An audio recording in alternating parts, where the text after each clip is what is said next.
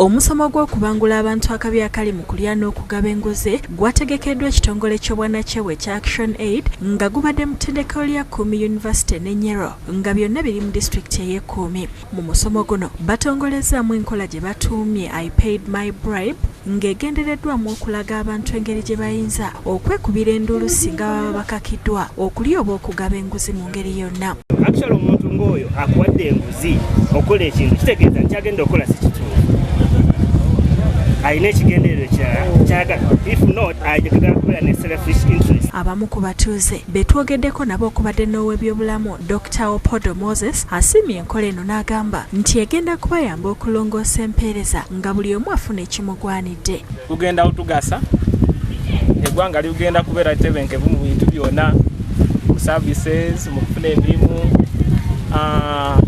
Buli muntu agenda kubeera nga is treated equally.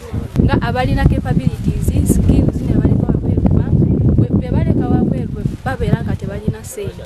Ate akulira eggombolola y'e Nyero Ekuru Simon Peter asemye abategesi b'omusomo guno gwagambye nti gwa mugaso nnyo naddala mu kitundu nga kino ekikyakula nga tebasuubira muntu yenna kubba ssente za gavumenti. We are also asking them to report any person who in a way has been bribed in one way or the other. Ate akulembeddemu aba Action Aid Philip Kabuye annyonnyodde ebimu ku bigendererwa by'omusomo guno era ng'agambye nti si baakulekeraawo okutuusa ng'obuli bw'enguzi babulinnye ku nfeete mu Uganda.